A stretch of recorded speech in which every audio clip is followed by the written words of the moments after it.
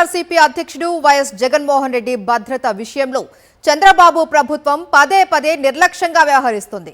Z+ category ఉన్నా సరైన భద్రత కల్పించడం లేదు. ఇటీవల మాజీ మంత్రి జోగి రమేష్ ను పరామర్శించే సమయంలోనూ వైఎస్ జగన్ భద్రతను గాలికొదిలేసింది ప్రభుత్వం. 22 కిలోమీటర్ల దూరంలో ఉన్న జోగి రమేష్ నివాసానికి వెళ్లడానికి 47 కిలోమీటర్ల దూరం తిప్పారు పోలీసులు. జగన్ భద్రతా సిబ్బందికి చెప్పకుండానే గ్రామాలు ఇరుకైన రోడ్ల మీదుగా కాన్వాయ్ని మళ్లించారు.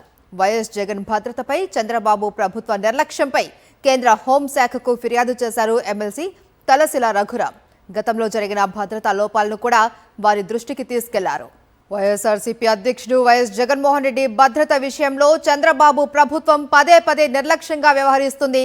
దీనికి సంబంధించి పూర్తి సమాచారం మా ప్రతినిధి రవీందర్ అందిస్తారు. రవీందర్, వైఎస్ఆర్ కాంగ్రెస్ పార్టీ అధినేత మాజీ ముఖ్యమంత్రి వైఎస్ జగన్ సంబంధించి భద్రత విషయంలో చంద్రబాబు సర్కార్ పదే పదే నిర్లక్ష్యంగా వ్యవహరిస్తుంది. అనేక మార్లు వైఎస్ జగన్ తన పర్యటన సందర్భంగా బయటకు వచ్చిన సందర్భంగా పెద్ద సంఖ్యలో కార్యకర్తలు అభిమానులు వస్తున్నప్పుడు కూడా ఆ మేరకు జగన్ కు కల్పించాల్సినటువంటి భద్రత మాత్రం రాష్ట్ర ప్రభుత్వం కల్పించట్లేదు. నిజానికి జగన్ Z+ కేటగిరీ భద్రతలో ఉన్నారు. అయినప్పుడు కూడా ఆ స్థాయిలో భద్రత కల్పించాల్సినటువంటి విషయంలో కనీసం ప్రోటోకాల్ కూడా రాష్ట్ర ప్రభుత్వం పాటించట్లేదు. ముఖ్యంగా గుంటూరు, విజయవాడ జిల్లాలో పర్యటనల సందర్భంగా అయితే అనేక మార్లు ఈ విషయం వెల్లడైనటువంటి పరిస్థితి. ఇటీవల మొన్న 6వ తారీఖున తాడేపల్లిలోని తన నివాసం నుంచి వైఎస్ జగన్ ఇబ్రహీంపట్నం వెళ్లారు. అక్కడ మాజీ మంత్రి జోగి రమేష్ నివాసానికి వెళ్లి ఆయన పరామర్శించేటువంటి కార్యక్రమం జరిగిన సందర్భంగా కూడా ఈ భద్రతా లోపాలు చాలా స్పష్టంగా కనిపించాయి. నిజానికి తాడేపల్లి నుంచి ఇబ్రహీంపట్నం కేవలం 22 కిలోమీటర్లు మాత్రమే ఉంటుంది. ప్రకాశం బ్యారేజీ మీదకి వెళ్తే 22 కిలోమీటర్ల దూరంలో వెళ్ళిపోవచ్చు. కానీ ఆ రోజు అనేక కారణాలు చూపిస్తూ ఉన్న నేపథ్యంలో వైఎస్ జగన్ తన కార్యక్రమాన్ని ప్రకాశం బ్యారేజీ కాకుండా ఇటు కనకదుర్గమ్మ వారధి మీద నుంచి పెట్టుకున్నారు. అయితే దాన్ని కూడా కాదని లాస్ట్ మినిట్ లో మళ్ళీ బ్యాక్ అంటే మంగళగిరి నుంచి కాజా వైపు వెళ్లి అక్కడి నుంచి వెస్ట్ బైపాస్ మీదుగా వెళ్లాలంటూ సర్కారు ఆదేశించినటువంటి పరిస్థితి. నిజానికి ఆ హైవే అనేది ఇంతవరకు కంప్లీట్ కాలేదు. గతంలో సంక్రాంతి సందర్భంగా కొన్ని వాహనాలు వెళ్లేందుకు తాత్కాలికంగా ఏర్పాట్లు చేశారు తప్ప ఆ హైవే ఇంతవరకు పూర్తి కాలేదు. అయినప్పుడు కూడా అదే హైవే మీద నుంచి వెళ్లాలంటూ వైఎస్ జగన్ కు ఒక విజ్ఞప్తి చేసినటువంటి పరిస్థితి.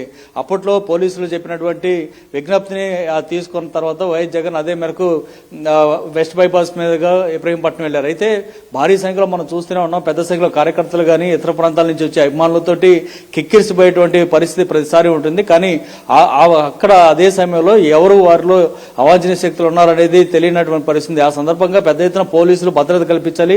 అందులో జగన్ Z+ కేటగిరీ భద్రతలో ఉన్నారు కాబట్టి ఆ స్థాయిలో భద్రత అనేది కంపల్సరీగా ఉండాలి. ముందుగా రోపు పార్టీలతో పాటు ముందుగా కాన్వాయ్తో సహా పెద్ద ఎత్తున ఉండాల్సినటువంటి పరిస్థితి. కానీ ప్రతిసారి కూడా నిర్లక్ష్యంగా వ్యవహరిస్తూనే ఉన్నారు. గతంలో మనం చూస్తే కనుక గుంటూరు మిర్చి మార్కెట్ యార్డ్కు వైఎస్ జగన్ వెళ్లారు. 2025 ఫిబ్రవరి 19వ తారీఖున వెళ్లిన సమయంలో కూడా అక్కడ కనీసం రోప్ పార్టీని కూడా పెట్టలేదు. దీంతో పెద్ద ఎత్తున వచ్చినటువంటి రైతులు కానీ కార్యకర్తలు కానీ ఒక ఉక్కిరిబిక్కిరి అయినటువంటి పరిస్థితి.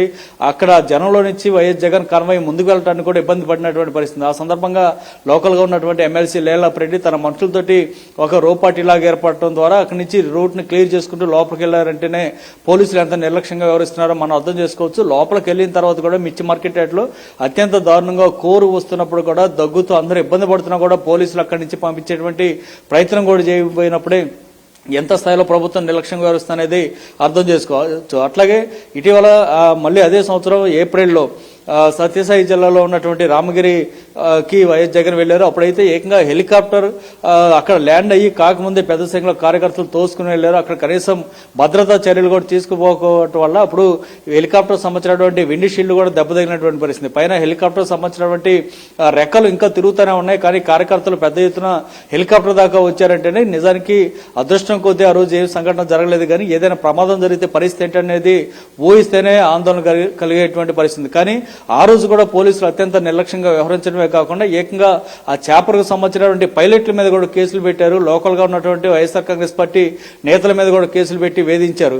నిజానికి ఇది లోపం అంతా కూడా ఏదైతే ప్రభుత్వానికి తరపున ఉన్నటువంటి పోలీసులు ఆ లోపం పెట్టుకుని ప్రత్యర్థి పార్టీ అయినటువంటి వైఎస్ఆర్ కాంగ్రెస్ పార్టీ సంబంధించినటువంటి నాయకుల మీద చివరికి చేపలకు సంబంధించినటువంటి పైలట్స్ మీద కూడా కేసులు పెట్టారంటే ప్రభుత్వం ఏ స్థాయిలో నిర్లక్ష్యంగా వ్యవహరిస్తుందో అర్థం చేసుకోవచ్చు. ఇటీవల జోగి రమేష్ ఇంటికి వెళ్లిన సందర్భంగా కూడా జరిగినటువంటి పరిణామాల నేపథ్యంలో మొత్తం ఈ వ్యవహారం మీద ఎమ్మెల్సీ తలసిలరావు కేంద్ర హోంశాఖకు ఒక ఫిర్యాదు చేశారు.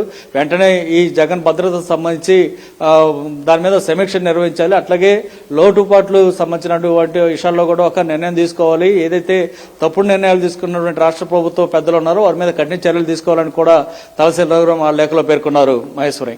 Right, thank you Ravinder.